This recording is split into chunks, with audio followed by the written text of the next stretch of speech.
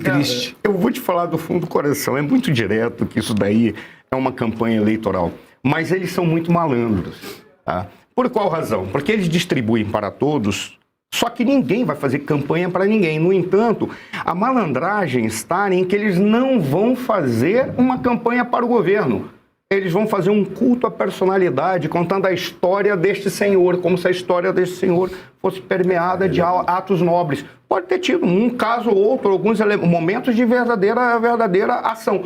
Mas isso não significa que é carregado de nobreza. Então eles vão fazer um culto à personalidade. Curiosamente, pelo que foi divulgado, a neta dele vai estar no desfile. A neta do Lula vai participar desse desfile em homenagem ao seu avô, que conta a história do seu avô.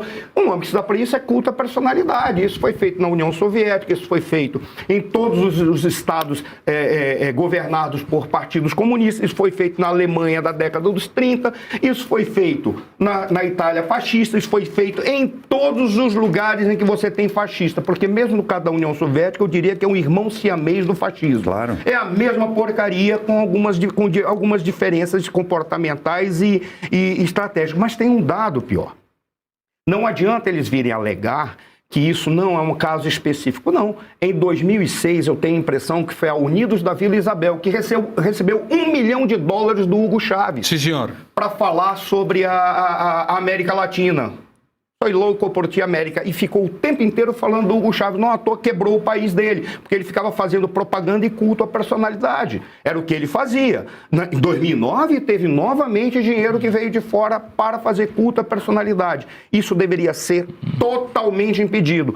Para completar, você vê, eu particularmente, com todo respeito, sei que isso gera economia, gera gastos, gera mercado, comércio, ok. Mas deveria ter um cálculo muito explícito de quanto que sai e quanto que entra, dinamizando a economia, para você poder permitir que o Estado, seja a prefeitura, seja o governo estadual, seja o governo federal, coloquem dinheiro no carnaval. Porque, na realidade, isso deveria vir depois de um cálculo muito bem feito, para dizer cada real que foi colocado aqui reverteu concretamente. A gente não sabe se reverte. Ora, vai reverter em quê? Na dinamização do comércio? Não se sabe. Os hotéis. Mas para ter hotel você tem que ter segurança. É dinheiro que tem que ser colocado para segurança. Então a segurança é prioridade, não é escola de samba. Você entendeu? Ou seja, é mais uma deturpação, uma bizarrice, uma aberração que só acontece no Brasil, porque eles preferem fazer a demagogia e botar o povo para sambar e depois termina o samba onde nós estamos no mesmo lugar por causa do dinheiro gasto, pior ainda. Olha que coisa interessante. Sempre, no momento que eu estava dando mais consultoria, sempre que vinha do exterior alguém querendo informações, eles sempre queriam entender a questão tributária, a questão trabalhista e a confusão em que você tem casos como esse, em que, por exemplo, mostra que a nossa Constituição é podre. Por qual razão? Como é que você coloca uma questão como essa que diz respeito à dinâmica da sociedade no seu dia a dia? Coloca na Constituição. A Constituição deveria trabalhar na organização do Estado e nos direitos fundamentais, mas estão colocando como direito fundamental alguma coisa que está na dinâmica constante da economia, porque tem que levar em consideração os avanços tecnológicos, o problema da macroeconomia, como é que está o modelo econômico, se somos liberais economicamente falando ou não, se o capitalismo existe ou não, como é que é essa dinâmica. Mas tudo bem. Sempre eles chegam para nós dessa forma. Quando o Arthur falou, ele trouxe o elemento de que não, a empresa ela pode chegar e demitir para depois recontratar. Eu concordo com o Arthur nisso, mas tem um problema. Só grandes empresas vão poder fazer isso. A micro, pequena e média empresa, ela não vai conseguir fazer. Sabe por qual razão? Por causa disso que você falou, é um entrave da CLT. Se você demitir um cara e tiver que indenizá-lo para depois contratar, com um serve. Com dezenas, não. Você quebra. Você não tem capacidade de manter a tua empresa. O problema, quando a gente olha, o que eles estão colocando é algo que pode vir a, inclusive, abafar a pauta que é a mais importante desse momento, que é a pauta da corrupção no Brasil. Porque vai ficar uma guerra para tentar dizer, como o Arthur falou, aquela espuma demagógica e populista para saber quem é o pai daquilo que é um benefício para aquele trabalhador que não tem... Veja, ele não é burro e ignorante, é que ele não tem tempo, ele não tem condição, ele vem para cá para trabalhar, ele volta para casa, ele está cansado, a única coisa que ele quer saber é se ele vai ter que trabalhar outro dia, porque inclusive ele vai supostamente, imediatamente, economizar inclusive no transporte. Isso para ele vai ficar muito claro. E aí vai chegar o demagogo e vai dizer, inclusive eu estou obrigando que ele mantenha o teu salário, mesmo que daqui a um mês isso vai refletir na inflação. Porque para ele não interessa isso. Porque ele não tem condição de entender. Não tem condição de entender, não é por déficit cognitivo. Ele não tem condição de entender porque ele não tem tempo para se informar. Porque a realidade para nós que somos de classe média e classe alta é diferente. A gente não vê essa realidade do cara que tem que enfrentar uma fila e pega 3 horas de trabalho. E olha que coisa curiosa. Vamos pegar o caso de São Paulo. Por que o cara tem que pegar 3 horas e não tem como deixar de pegar esse trabalho? 3 horas para ir vir trabalhar. Porque o trabalho está concentrado no centro expandido. Um cara que é candidato a prefeito tentou fazer isso de distribuir para a periferia para ver se dinamiza e o cara economiza na hora de trabalho, nem levaram em consideração. Por que eles não fazem isso? Porque quem domina o problema do transporte do Brasil são as empresas de ônibus. Eu não preciso falar mais nada. Melhor não. Aí, porque todo mundo entendeu. E detalhe, e ganha por quilômetro rodado e por passageiro que entra lá. Boa. Como é que você vai ver? Aí, voltemos. Esse pessoal não tem tempo. Ele chega em casa, ele está quebrado, ele quer uma coisa concreta. Aí a esquerda deita e rola. Esse é o momento que a direita ela tem que chegar e botar na cara do Hugo Mota e vai dizer, tudo bem, cara, você quer o protagonismo e passar por cima do Lula. Por quê, como, quando e como? Ok? Por quê, como, quem e quando? É isso aí. Você vai ter que dizer para nós.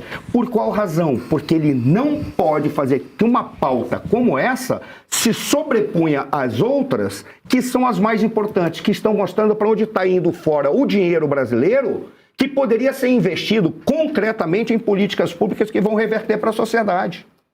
E aí está com todo respeito, esse executor, tá, que merecia o prêmio honoris causa de execução. Vai na sexta, tá? O Hugo Mota vai na sexta. Com certeza, que deveria receber, trazendo mais um... E olha, ele é tão sem noção daquilo que presta para o povo brasileiro, que ele está antecipando, ele já quer botar. Não, a gente tem que discutir isso agora. Por quê? Porque é a espuma demagógica. Claro. Esse é que é o grande problema. E aí, com todo o respeito, a Erika Hilton está fazendo demagogia. O que tinha que ter sido trabalhado é um modelo de economia que permita isso que você falou. Nos Estados Unidos, por exemplo, pega só um exemplo, em alguns estados dos Estados Unidos, o cara, ele é contratado por hora de serviço. O empregador desse cara é bom. Quero te contratar mais. Quer trabalhar 20 horas? Claro. Quer trabalhar 30 horas? Você quer ficar sem dormir e só trabalhar? Eu te pago muito bem. É uma economia diferente. O Pedro Pôncio foi a terceira pessoa nesse programa aqui que nos trouxe o elemento de nós sermos mais criteriosos e mais cuidadosos. O Cláudio Caivano e o João Belucci falaram da mesma coisa. Não podemos pegar apenas aquele ponto do momento da graça que o indivíduo está fazendo tudo certo, esquecendo o que pode estar acontecendo. É verdade. E é importante, porque é o terceiro Ontem eu elogiei o Alexandre Vieira. Agora, depois de ouvir o Pedro Pôncio, eu retiro. Eu identifico que ele está fazendo um trabalho maravilhoso. Tá. Inclusive, as indicações é que, de certa forma, ele não deve estar envolvido com nada. Mas aquilo que está sendo apresentado é importante, porque de repente numa dessas são duas formas que você tem de mostrar que você não faz parte da coisa. Ou você faz parte e queima todo mundo, ou você não faz parte de verdade e denuncia. E a gente não sabe, então nós temos que ficar extremamente criteriosos. Esse é um primeiro ponto. Caivano foi muito claro nisso, o João Belucci foi claro e você também. Continuo achando que ele merece o benefício da graça divina. Pelo perdão ao pecado que ele possa ter cometido no passado, que eu não sei quais são. Mas, ainda assim, nós temos que ser mais criteriosos. Agora, quando você trouxe, só para encerrando de verdade mesmo, o que foi apresentado aqui é tão curioso que quando você disse, nós queremos saber o que está nesses celulares para nós identificarmos quem está lá dentro. Eu vou te falar do fundo do coração. Se abrir esse celular, vai ser fácil a gente identificar quem está fora. Porque é tanta gente dentro que está um caminhão, aquele que não que você são mais 4 ou 5 que estão fora. Na realidade é essa. E aí a gente fica olhando, é dinheiro que fica sendo jogado de janela, é dinheiro que é achado dentro de casa, é dinheiro... Não, todo mundo pode ter a quantidade de dinheiro que quiser dentro da sua casa, desde que o dinheiro seja seu de verdade. Claro. Não seja conseguido por intermédio de corrupção. E é isso que tem que ser investigado. E para mim, Esse é o ponto-chave. A direita tem que se articular, ela tem que ser muito, tem que fazer um pacto entre todos para não permitir que esse assunto seja sobreposto para aqueles assuntos que são demagógicos, fumacinha, para tentar garantir o eleitor que realmente ele não tem como entender isso. Porque nós temos dificuldade de entender, a gente acompanha todo dia, estuda. Imagina aquele cara que a grande preocupação dele é saber, vai sobrar dinheiro para chegar em casa e comprar um pão? Eu vou te dizer uma história que uma amiga minha, que era muito rica, e ela tinha um colega que era bem pobre, tá? E ela disse que uma vez ela estava estudando, ela disse, eu comecei a entender a pobreza quando certa vez eu falei para um amigo nosso para a gente comprar um sanduíche que a gente tinha. Aí ele falou, não, eu não posso. Aí eu perguntei, por quê? Pô, são só R$2 e pouco. Ele disse, porque se eu comprar esse sanduíche, eu não tenho o dinheiro do ônibus para eu voltar para casa. Claro. E eu vou ter que dormir aqui. Ela ficou chocada pela dimensão do que representava. Essas pessoas não têm condição de fazer isso. Agora, nós temos o dever de não permitir que esses indivíduos que estão fazendo a fumaça consigam sobrepor assuntos que não são relevantes em relação a isso aqui, que é o que há de mais importante no Brasil. Isso aqui pode destruir ou reconstruir o Brasil. É interessante, eu sem ter nenhum caráter de brincadeira, mas eu gostei da frase do Donald Trump em campanha, quando ele se referiu a esse absurdo que aconteceu na Califórnia. Ele disse, não, se você quiser entrar no local para assaltar, é um direito seu, mas saiba que quando você sair, você vai levar um tiro. E vai levar um tiro para te derrubar. Ou seja, quer ser assaltante? Quer ser marginal? É um direito de escolha teu, mas saiba que existem as leis e nós vamos combater por uma questão de segurança pública. O mais absurdo de tudo isso, Segre, é ver a normalização da aberração. Ele pegou um argumento, o Caivano é jurista, me corrija, por favor, argumento baseado em decisões anteriores do STF para tomar isso como se fosse a legislação brasileira. E ele fez um comparativo, uma analogia, mas se é para maconha, isso é apenas... Um cara fumar 40 gramas de maconha, esse cara, ele tá na esquadrilha da fumaça. Vai ficar ele tá malucão. fumando muito, vai ficar... cara. Mas ele tomou isso como uma referência, diz assim, pô, só 2 gramas de coca.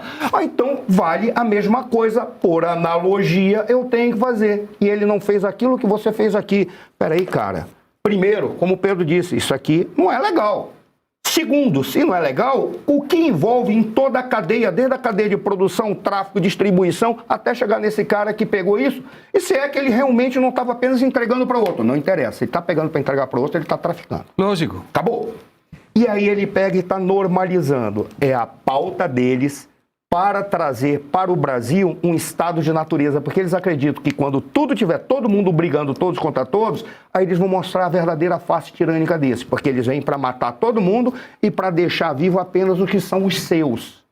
E os seus é exatamente esse pessoal que não tem valores.